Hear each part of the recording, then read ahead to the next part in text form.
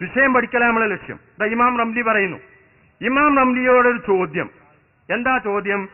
ചില ആളുകൾ ഇങ്ങനെ വിഷമഘട്ടങ്ങളിൽ ഒക്കെ യാ ശൈഖ് ഫുലാൻ, യാ റസൂലല്ലാഹ്, യാ ശൈഖ് മുഹിയുദ്ദീൻ ഇങ്ങനെയൊക്കെ ഇങ്ങനെ വിളിച്ച് കാവലിനെ തേടാറുണ്ട്. ഇങ്ങനെ തേടൽ അനുവദനീയമാണോ അല്ലേ? ഒരു ചോദ്യം. രണ്ടാമത്തെ ചോദ്യം, അങ്ങനെ ചോദിച്ചാൽ അവർക്കതിന് സഹായിക്കാൻ കഴിയുമോ ഇല്ലേ? രണ്ടാമത്തെ ചോദ്യം. ഇങ്ങനെയുള്ള ചോദ്യത്തിന് മറുപടി പറയുമ്പോ ആ ചോദ്യത്തിന് അത് അനുവദനീയമാണ് എന്ന് പറഞ്ഞിട്ട് ഇമാം റംലി പറയുന്നു, വലിർ റുസുലി പ്രവാചകന്മാര്, വല്ലംബിയായി അംബിയാ മുർസലുകൾക്കും, വല്ലൗലിയായി ഔലിയാക്കൾക്കും, വസ്സാലിഹീന സജ്ജനങ്ങൾക്കും ഇഗാസത്തുൻ സഹായിക്കാൻ കഴിയും. ജീവിതകാലത്തെന്ന് മാത്രമല്ല ബഅദ മൗതിഹിം, അവർ മരണപ്പെട്ടു പോയതിന് ശേഷവും സഹായിക്കാൻ കഴിയും എന്നാണ് പറയുന്നത്. എന്താണ് ഈ ഹിജ്റ 10-ാം നൂറ്റാണ്ടിലെ മുജദ്ദിദ പറയുന്നത്? എന്താണ്? അമ്മൽ അംബിയാവു, അംബിയാക്കന്മാർ ഫലിയന്നഹും മഹ്യാഉൻ ഫീ ഖുബൂരിഹിം, അവരവരുടെ ഖബറുകളിൽ ജീവിച്ചിരിക്കുകയാണ്. യുസല്ലൂന, നിസ്കരിക്കുന്നുണ്ട്. ഇമാം ബുഖാരി ഉദ്ധരിച്ച ഹദീസിലുണ്ട്, റസൂലുള്ളാഹി പറയുന്നു, റഅയ്തു മൂസാ യുസല്ലി ഫിൽ ഖബർ, മൂസാ നബി ഖബറിൽ വെച്ച് നിസ്കരിക്കുന്നത് ഞാൻ കണ്ടു എന്ന് ഇമാം ബുഖാരി ഉദ്ധരിച്ച ഹദീസിലുണ്ട്. അതുപോലെ തന്നെ കഅന്നി യൻദുറു ഇലാ യൂനുസ, അതാ യൂനുസ് നബി വരുന്നു, വഹുവ യുലബ്ബി, തൽബിയത്ത് ചൊല്ലി ഹജ്ജിന് വരുന്നത് അതാ ഞാൻ നോക്കിക്കാണുന്നു എന്ന് പറഞ്ഞ ഹദീസുകൾ ബുഖാരിയിലുണ്ട്. അതാ അത് വെച്ചുകൊണ്ടാ പറയുന്നത് ഇവര് ഖബറുകളിൽ ജീവിച്ചിരിക്കുന്നവരാണ്. യുസല്ലൂന, അവർ നിസ്കരിക്കാറുണ്ട്. വയഹജ്ജൂന, ഹജ്ജും ചെയ്യാറുണ്ട്. കമാ വറദത്ത് ബിഹിൽ അഖ്ബാറു, ഒക്കെ ഹദീസിൽ വന്നതാണ്. വതകൂനുൽ ഇഗാസത്തു മിൻഹും, ഈ സഹായിക്കാനുള്ള അവരിൽ നിന്നാകും. മുഅ്ജിസത്തൻ ലഹും, അവർക്കുള്ള അമാനുഷിക സിദ്ധിയാണ്. അതേ സമയത്ത് അമ്മൽ ഔലിയാവു, ഔലിയാക്കളോ ഫയ്യ കറാമത്തുൻ ലഹും, അത് അവർക്കുള്ള കറാമത്താണ്. കാരണം എന്താണ്? ഫഇന്ന അഹ്ലൽ ഹഖ്, സത്യത്തിന്റെ ആളുകൾ, ഫഇന്ന അഹ്ലൽ ഹഖ്, സത്യത്തിന്റെ ആളുകൾ, അലാ അയ്യക മിനൽ ഔലിയായി, കറാമത്ത് മുഅ്ജിസത്തുകൾ, കറാമത്തുകൾ ഔലിയാക്കളിൽ നിന്നുണ്ടാകും. ബിഖസ്തിൻ, അവർ ഉദ്ദേശിക്കുമ്പോൾ ഉണ്ടാകും. ഒബിക വൈരികസ്തിൻ, ഉദ്ദേശിക്കാത്തപ്പോഴും ഉണ്ടാകും.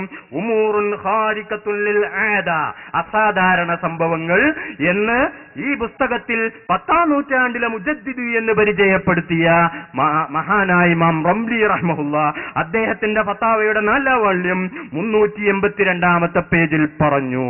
ഇനി ആയത്താളുണ്ട്. മഹാനായ ഈസാ നബി അലൈഹിസ്സലാത്തു വസ്സലാമിനോട് ഈസാ നബി അലൈഹിസ്സലാത്തു വസ്സലാം പറഞ്ഞത് കാണാം.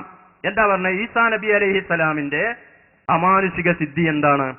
വഉബ്രിഉൽ അക്മഅ വൽ അബ്റസ വവഹ്യിൽ മൗതാ ബിഇദ്നില്ലാഹ്. അതായത് ഓരോ പ്രവാചകന്മാർക്കും അവർക്ക് പ്രവാചകനാണെന്നുള്ള തെളിവിന് കൊടുക്കുന്നത് സാധാരണ നിൽക്കാനായിട്ട് കഴിയാത്തതാണ്.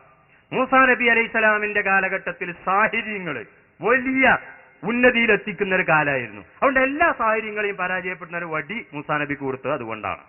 അതേ സമയത്ത് ഈസാ നബി അലൈഹിസ്സലാമിന്റെ കാലത്ത് വൈദ്യശാസ്ത്രം അങ്ങേയറ്റം പുരോഗമിച്ച ഒരു കാലമായിരുന്നു.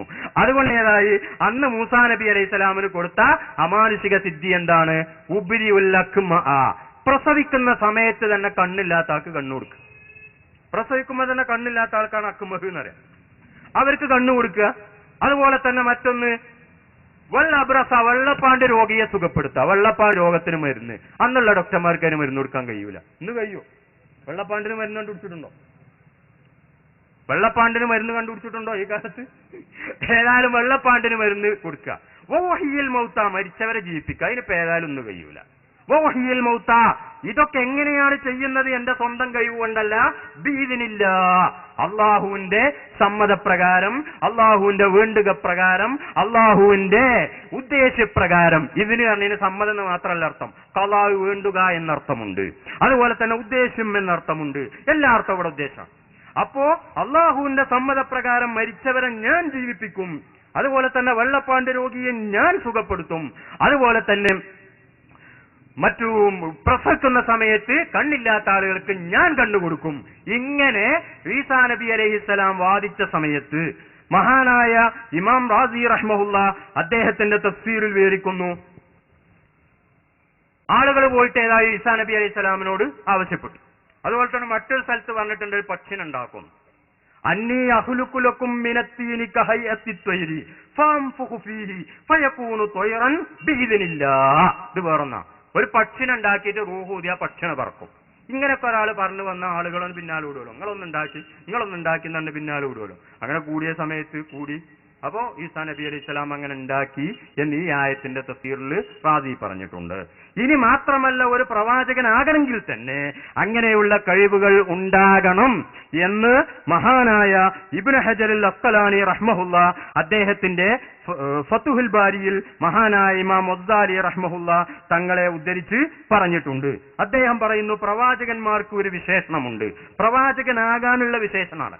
ഉദാഹരണമായിട്ട് നമ്മളെപ്പോലെ ആ പ്രവാചകനാകാൻ കഴിയൂല എന്നുള്ള കാര്യം ഉറപ്പാ. ഉദാഹരണമായിട്ട് ഞാൻ അത് വായിക്കുന്നതിന് മുമ്പ് ഒരു ഉദാഹരണം പറയാം. ഇപ്പൊ ജിബ്രീൽ അലൈഹി സ്വലാമിനെ കാണാൻ നമ്മളെ കണ്ടുകൊണ്ട് കഴിയൂല. ജിബ്രീലിന്റെ സംസാരം കേൾക്കാനും നമുക്ക് കഴിയില്ല. ജിബ്രീൽ വന്നാൽ നമ്മളെ കാണാൻ കഴിയോ? ഇവിടെ മലക്കുണ്ട് അറിയാം, നമ്മൾ നോക്കിയിട്ട് കാണുന്നില്ലല്ലോ. മലക്കിന്റെ ശബ്ദം കേൾക്കാനോ, മലക്കുമായി സംസാരിക്കാനോ, മലക്കുമായി ആശയവിനിമയം നടത്താനോ സാധാരണഗതിയിൽ ഒരു മനുഷ്യന് കഴിയില്ല. അതുകൊണ്ട് പിന്നെ ഏതാകണം? മലക്കിന്റെ പ്രകൃതിയൊന്ന് വേറെയാണ്, മനുഷ്യന്റെ പ്രകൃതിയൊന്ന് വേറെയാണ്. ആശയവിനിമയം നടക്കണമെങ്കിൽ പറയുന്ന ആളും പറയപ്പെടുന്ന ആളും തമ്മിൽ എന്തോ ഒരു ബന്ധം വേണം. ജിബ്രീൽ പറയുന്ന റസൂലിന് കേൾക്കാനും കഴിയൂല, മനസ്സിലാക്കാനും കഴിയൂലെങ്കിൽ പിന്നെ ആ ജിബ്രീലും റസൂലായിട്ടൊരു കാര്യമല്ല. അതുകൊണ്ട് തന്നെ ഫതുഹുൽ ബാരിയിൽ ഇമാം ബുഖാരി കിതാബ് കൈഫ കാന ബദുഉൽ വഹി ഇലാ റസൂലില്ലാഹി സ്വല്ലല്ലാഹു അലൈഹി വസല്ലം എന്ന ഹെഡിങ്ങിൽ ഒരു ഹദീസ് കൊണ്ടുവന്നിട്ടുണ്ട്. തങ്ങൾക്ക് വഹി കിട്ടൽ എങ്ങനെയാണ്? അഹ്യാനൻ യഅ്തീനിൽ വഹ്യു മിസ്ല സൽസലത്തിൽ ജറസി. ഇമാം ബുഖാരി ഉദ്ധരിച്ച ഹദീസ. ആ ഹദീസിൽ പറയുന്നുണ്ട്, മണി അടിക്കുന്ന ശബ്ദം പോലുള്ള ശബ്ദത്തിൽ ചിലപ്പോൾ എനിക്ക് വഹി വരാറുണ്ട്. ചില സമയത്ത് എനിക്ക് ജിബ്രീൽ ഒരു മനുഷ്യരൂപത്തിൽ വന്ന് അങ്ങനെയും വഹി തരാറുണ്ട്. രണ്ട് സന്ദർഭങ്ങൾ ഇമാം ബുഖാരിയുടെ ഹദീസിൽ ഉദ്ധരിക്കുന്നുണ്ട്. ഞാൻ വിശദീകരിക്കാം. ഉദാഹരണമായിട്ട്, അതായത് ജിബ്രീലിനെ കാണാനും ജിബ്രീൽ പറയുന്നത് മനസ്സിലാക്കാനും ജിബ്രീലിന്റെ ശബ്ദം കേൾക്കാനുള്ള ഒരു കഴിവ് റസൂലിനുണ്ടെങ്കിലേ ജിബ്രീലിൽ നിന്ന് ഈ വിഷയങ്ങൾ ഏറ്റെടുക്കാൻ റസൂലിന് കഴിയൂ. അതേ സമയത്ത് റസൂല് പൂർണ്ണമായും ജിബ്രീലിന്റെ മർത്തബയിലേക്ക് അങ്ങോട്ട് ഉയർന്നാലോ എന്ന ആ റസൂലിന് പിന്നെ സാധാരണക്കാരായ നമ്മളുമായി ആശയവിനിമയം നടത്താനും കഴിയില്ല. അതുകൊണ്ട് റസൂലിൽ രണ്ട് വകുപ്പ് വേണം. ആത്മീയമായ റസൂലിന് മലക്കൂത്തി പ്രകൃതിയും ശാരീരികമായ മനുഷ്യപ്രകൃതിയുമാണുള്ളത് എന്ന് ഈ ഹദീസ് വിശദീകരിച്ച് ഇബ്നു ഹജറുൽ അസ്ഖലാനി റഹ്മഹുല്ല അദ്ദേഹത്തിന്റെ ഫതുഹുൽ ബാരിയിൽ വളരെ വ്യക്തമായി പറഞ്ഞിട്ടുണ്ട്. അപ്പൊ ചില സമയത്ത് റസൂൽ ജിബ്രീലിന്റെ മർത്തബയിലേക്ക് അങ്ങോട്ട് ഉയരും, അതാണ് മിസ്ല സൽസലത്തിൽ ജറസി എന്ന് പറഞ്ഞത്. ചില സമയത്ത് ജിബ്രീൽ മനുഷ്യ പദവിയിലേക്ക് ഇങ്ങോട്ട് താവും, അതാണ് മനുഷ്യരൂപത്തിൽ വരുമെന്ന് പറഞ്ഞത്.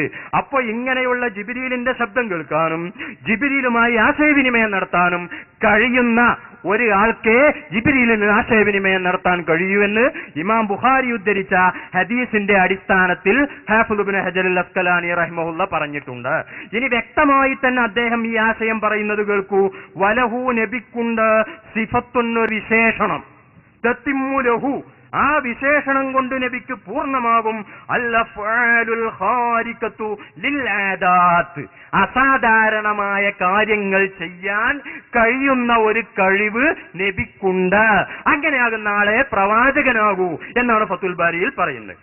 ഏതുപോലെ? കസിഫത്തി ഒരു വിശേഷണം പോലെ, അല്ലത്തി എങ്ങനെയുള്ള വിശേഷണമാണ്, ബിഹാ അതുകൊണ്ട് തത്തിമ്മുൽ വൈരിഹി പ്രവാചകർ അല്ലാത്തവർക്ക് പൂർത്തിയാകും അൽ ഹർക്കാത്തുൽ ഇഖ്തിയാരിയ അവർ ഉദ്ദേശിക്കുന്ന സമയത്ത്. ഇപ്പൊ എനിക്ക് കൈ അടിക്കാനും അല്ലെങ്കിൽ കൈ വട പിടിക്കാനും എന്ത് ചെയ്യാനും ഉറങ്ങാനും നടക്കാനും ഇതൊക്കെ ചെയ്യാനുള്ള ഒരു കഴിവ് നമുക്ക് അല്ലാഹു അപ്പോൾ നൽകുന്നത് പോലെ നബി സല്ലല്ലാഹു അലൈഹി വസല്ലമ തങ്ങൾക്ക് അസാധാരണമായ കാര്യങ്ങൾ ചെയ്യാനുള്ള ഒരു കഴിവ് അപ്പോൾ നൽകിക്കൊണ്ടിരിക്കുകയാണ്. അങ്ങനെ ഒരു വിശേഷണം നബിക്കുണ്ട്.